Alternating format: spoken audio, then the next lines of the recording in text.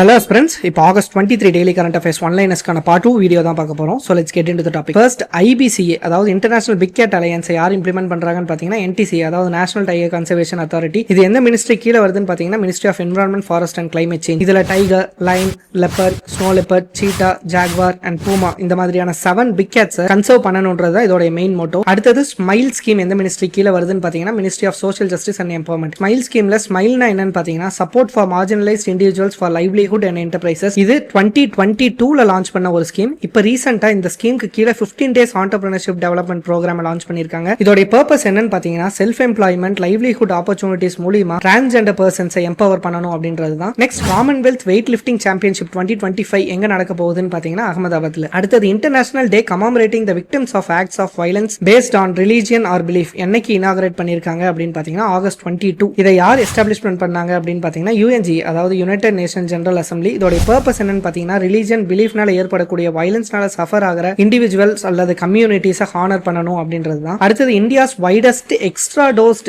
Cable stayed bridge எங்க inaugurate பண்ணிருக்காங்கன்னு பாத்தீங்கன்னா பீகார்ல. இது பிரைம் மினிஸ்டர் நரேந்திர மோடி தான் இனாகரேட் பண்ணிருக்காங்க. கங்கா ரிவருக்கு மேல NH31ல அவுண்டாக்கும் சிமேரியாக்கும் நடுவுல 1.86 கிலோமீட்டர்ஸ் லென்த்துக்கு 34 metre wide extradosed stay cable பிரிட்ஜா இதை வந்து கன்ஸ்ட்ரக்ட் பண்ணிருக்காங்க. அடுத்தது ஒரு பேங்க் வந்து அவங்களுடைய வெப்சைட்டே கம்ப்ளீட்டா .bank.in டொமைனுக்கு மாத்தின ஒரு ஃபர்ஸ்ட் பப்ளிக் செக்டர் பேங்க் எதுன்னு பாத்தீங்கன்னா பஞ்சாப் நேஷனல் பேங்க். இதுல இந்த .bank.in அப்படின்றது எதுக்குன்னு பாத்தீங்கன்னா ஃப்ராட், சைபர் த்ரெட் இது எல்லாத்தையுமே கம்ப்ளீட்டா ரெடியூஸ் பண்றதுக்காகவே எக்ஸ்க்ளூசிவா ரிசர்வ் பண்ணப்பட்ட ஒரு டொமைன் தான் இந்த .bank.in. இதன் மூலமா சைபர் செக்யூரிட்டி, பப்ளிக் ட்ரஸ்ட் எல்லாத்தையுமே பஞ்சாப் நேஷனல் பேங்க் என்ஹான்ஸ் பண்ணணும் அப்படின்றதுக்காக தான் இந்த ஒரு இனிஷியேட்டிவ் எடுத்திருக்காங்க. அடுத்தது ஃபோர்ட்டிஃபைட் ரைஸ் ஸ்கீமோட நோடல் ஏஜென்சி யாருன்னு பாத்தீங்கன்னா department of food and public distribution. இந்த ஸ்கீம் எப்ப லான்ச் பண்ணாங்கன்னு பாத்தீங்கன்னா 2022ல.